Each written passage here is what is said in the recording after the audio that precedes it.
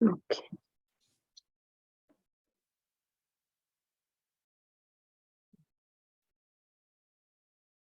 So Hare Krishna, thank you all for staying back. So today will be our last day of Ahobilam Parikrama. We have less time, but we will try to see how much ever we can finish. We'll seek the blessings of Narshingadev and all the assembled Vaishnavas. We'll start. So yesterday, if you remember, till yesterday, what we have seen Karanja Narsimha. Then we are basically Karanja Narsimha is only in the lower. So we have taken darshan of Karanja Narsimha in the lower Ahobilam. And then we went up to upper Ahobilam Narsimha Swami. Then Varaha Kroda Narsimha or Varaha Narsimha, Malola. Then Jwala Narsimha. We were talking about if we go left side, we will see all these four. But if we go to the right side, we'll go to Pavala Narsimha, which is 6 kilometers. And Sukhakar Krishna Prabhuji was also saying he went in a vehicle. So there's a facility to go in vehicle also. Otherwise, you can walk also. It's little dense and thick forest. So this is the temple, Pavan Narsimha temple. So what happened, Sage Bharadwaj, he committed a mistake. I don't know what is that, but he came here and did meditation so that he wanted forgiveness. And it is in this place, and Narsimhadev appeared. So it is said that Pavana Narsimha, he will forgive all our sins. He looks very peaceful. With Lakshmi ji sitting. So, and if you're walking, you will see a lot of Chenchu tribes. So in Ahobilam, we have one sect of tribes called as Chenchu tribes. Actually, Samudra Dev's daughter is Lakshmi Devi, right? So Samudra Dev has a curse. So he will be born as in the Chenchu tribe family. So Lakshmi Devi is also born in the Chenchu family. So here Lakshmi Devi is also known as Chenchu Lakshmi. We will see one small temple also, Chenchu Lakshmi's temple. So, and this is the deity. So if you see, one side Lakshmi ji is sitting, the other side he's showing Abhay Hasta, and his leg also, one leg is folded like a crisscross fold, and the other leg is down, and he's happy, peaceful. This is the deity, Pavana Narsim. Are there two deities here, or no, Mataji? One is Swayambhu, one is installed.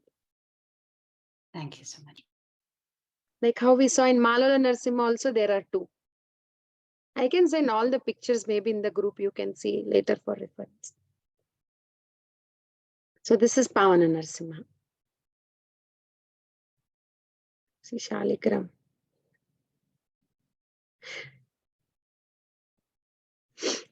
So with when we take darshan of Pavana Narsimha, so upper Ahobilam Yatra is done. So now we'll come to lower Ahobilam. And the very important temple is Chatra Vata Narsimha. So Vata is a people tree. So what happens here, if you see, Narsimhadev is doing talam, like for music. So I think there are two Gandharvas. What are their names? Sometimes I Aha Uhu, I think. I wrote in my book. Aha. No, yeah, when I went, the Prabhuji was explaining and I wrote in my book because I'll forget. Yeah, Aha Uhu. So then what happened? They were performing Aha Oho. That's what he said. So they were performing dance. And then Narshingadev was so much enjoying. He was doing tal. So and the Kshetravata, the people tree, was like an umbrella. So he was sitting under the tree and doing talam. So that's why it's called Kshetravata, Vata banyan, like a tree. So see this hand, he's doing talam. And then after we have taking darshan of Kshetravata Narsimha, we will go to Yogananda. So I remember I was saying of all the 9 Narsimhas, we saw one Yogananda Narsimha temple near Prahaladapadi, but that is not the Nava Narsimha Kshetra. The one in the lower Ahobilam, he is this deity is one of that Nava Narsimha, Yogananda Narsimha. So here is the, if you see, do I see the picture? Yeah, pictures are not clear. He is like in a yoga mudra. So it is said that Narshingadev taught Raja Vidya, Yoga Shastra, Dharma, all the Niti Shastras, everything to Prahlad Maharaj here. So this there's a temple constructed here, and as Yogananda Narasimhadev. Can you see here? See, he's in the Yoga Mudra. His eyes are also like closed, meditation. So this is Yogananda Narasimhadev temple.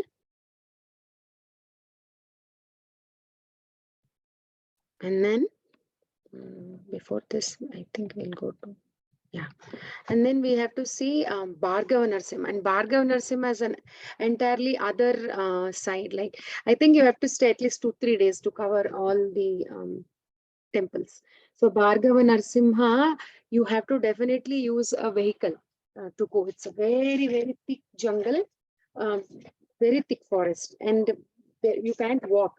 We also went in the vehicle, and I'll show you how they go. So either autos are there, or you can go in the jeep. I'm double checking. Yes. So then Bhargava Narasimha, this is the place where Parashuram, he wanted to see the, you'll see him, you'll see this Narasimha in a very Ugra form. There is a deity. See? Space.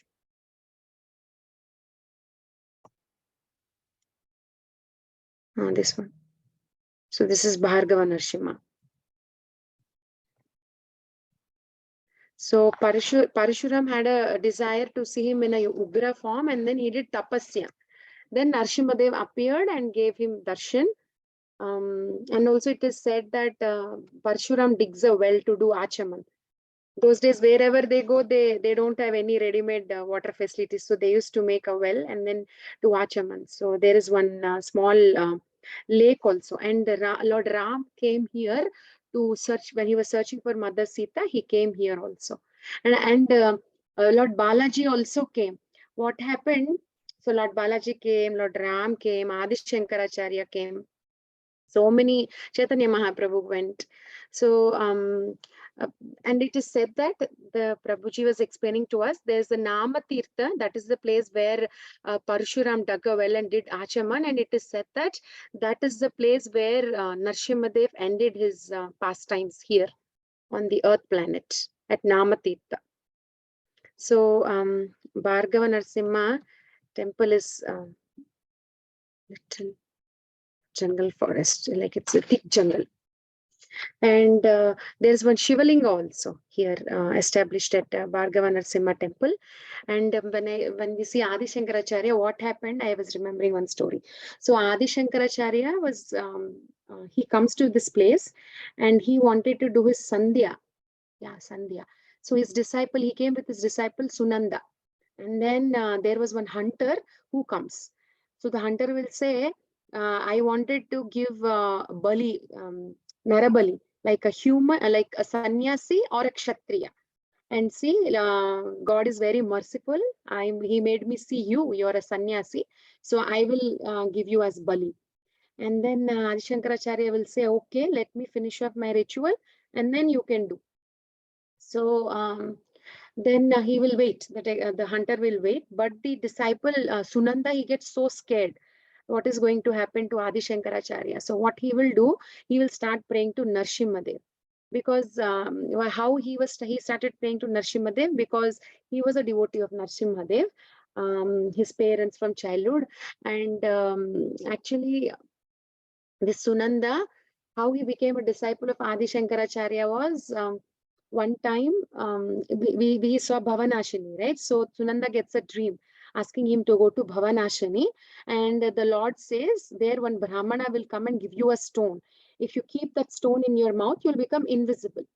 So he will say, so when you become invisible, you go to Adi Shankaracharya.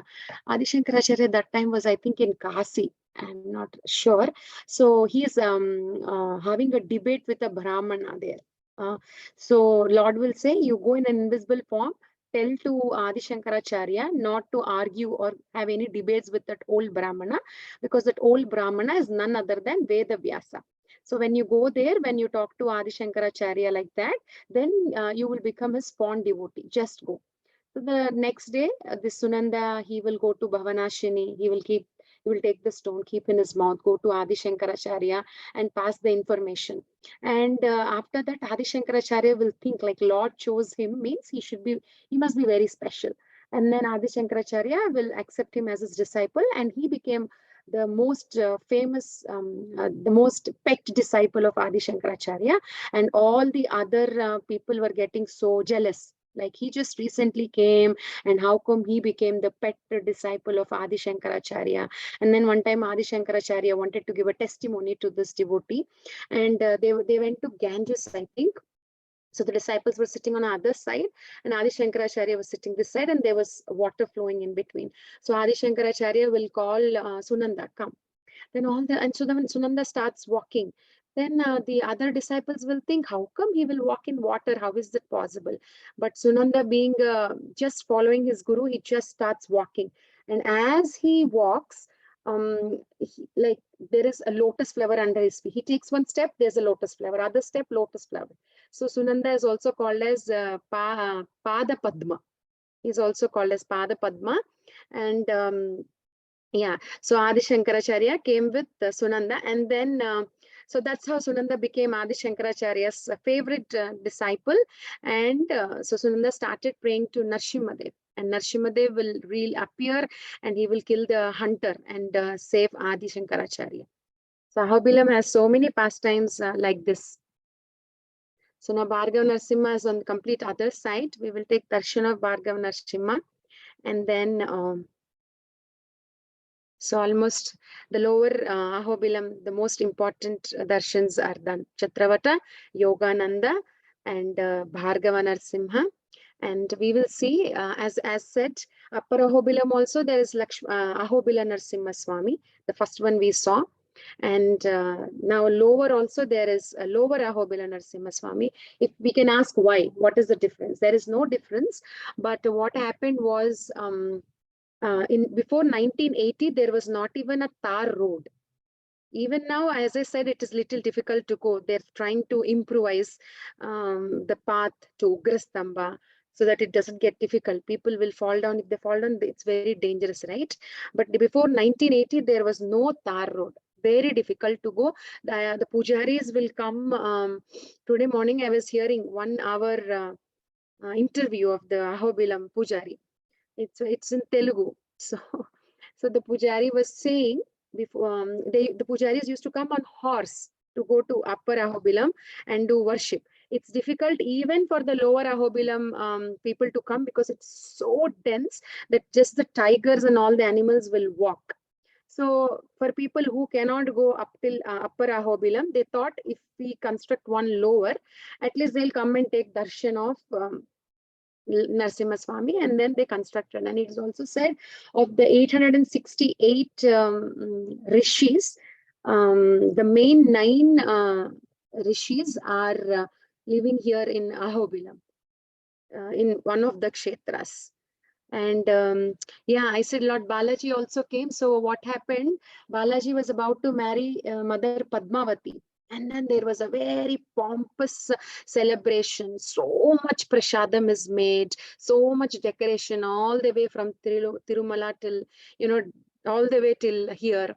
And then seeing so much prasadam, Lord Balaji will say, like, who can, so much prasadam is there, who can, eat this much? And then they were 1993 also no road. Somebody was telling. Yeah, that's what I was telling. Even now it is better, but now also I feel there's not of improvisation needed. So, and then what happened? Where did I stop?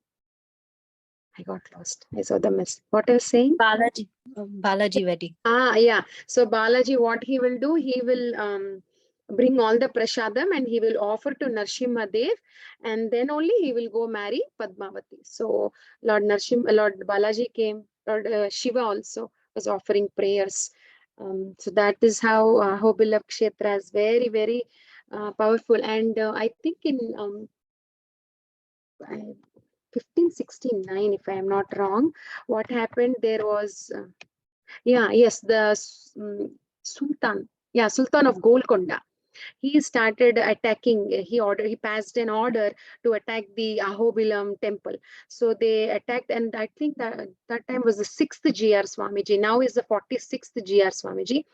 But 6th GR Swamiji, he took Ahobila Narsimha and he went under a cave. That's why the first Ahobila Narsimha that we have seen yesterday is worshipped still like inside a cave. So he went and he was hiding. So this Sultan of Golconda, they stole almost all the jewelry, almost all the deities of Narsimha, and then they all took them and they showed to that Sultan. And then the Sultan was feeling so proud that there was a big achievement. And that night he couldn't sleep. Not only he couldn't sleep, he was having blood vomitings. And by morning he died. So everybody was so much worried, like confused, worried, what happened? All of a sudden he died. And not only he died, the next generation, whoever is being born, something or the other will have and they will die. Then when they were analyzing, they kind of understood, oh, we made a sin, big sin by um, um, attacking Ahobila Narsimha temple, stealing and looting all the property. That is why all this is happening. So Narsimhadev is so powerful, and he always is there to rescue his devotees. And this is the lower Ahobilam temple, the old, I said, the old stone constructions. And see, if you see when the Mughal, the sultans attacked, if you see this, see, half of the face is cut, for some half of the hands are cut. I couldn't take all the pictures, but there's for some there was no nose, and even for Varahadev, hand is gone. So they kind of attacked, and from then till now they couldn't repair. But they were saying now they are trying to find the material, because this is a very old stone. They have to match. So they're trying to find the same material, make it, and now do small mm, repairs here and there wherever the nose and hands are gone. So in lower Ahobilam temple, if we go, we can see all these damaged forms also. So and that is about lower Ahobilam Parikrama. So there is one more called as Durvi Narsimhadev. There mostly 95% they don't know this temple, but because we went with that Prabhuji, he was telling nobody knows. It's like in a somewhere very inside. I don't even know the route. Prabhuji was taking and we went. So if I'll show you the picture. So if you see, there is Narsimhadev and Lakshmiji sitting on his lap, and there's another lady turning like this towards the side, like if you're angry, towards the side. So the Prabhuji the Pujari there was explaining that, as I just said, Lakshmiji comes as a Chenchu Lakshmi. So Narsimhadev and Krishna, like Vishnu came as Narsimhadev, and Chenchu Lakshmi is there. So the Vaikunta Lakshmi was missing Vishnu. So Narsimhadev, Vishnu will say, come here to this place, to Rudravaram. Remember, in the first day I was mentioning about Prataparudra Maharaj. Because of Prataparudra Maharaj only, all this we are able to go to Ahobilam, right? He was the one who worships the golden Shiva. And then when he comes here, there always the mold was not giving Shiva's mold, but Shiva's Murti, but Narsimhadev was coming. Remember? So that because of him, they named that village as Rudravaram. So Narsimhadev will ask Vaikunta Lakshmi to come to Rudravaram, and they both were spending some time, and Chenchu Lakshmi will come because this is her place. She will just come in search of Narsimhadev. And when she comes, she will see him with Vaikunta Lakshmi. So she's kind of upset and she's like, she got angry. And she turns her face towards the other side. And there is a lake in front of this temple, Durvi Narsimha temple. Because and they said that lake, nobody knows the source of the lake, and that lake it never evaporates in whatever season. The level of the water is the same, and almost that water is used to irrigate 500 acres of land around, like in Ahobilam. So that is one more small temple, Durvi Narsimha temple, very small, under construction, that is. So I will show you that also. So we will end it here, and thank you so much. We will see some videos. Hare Krishna.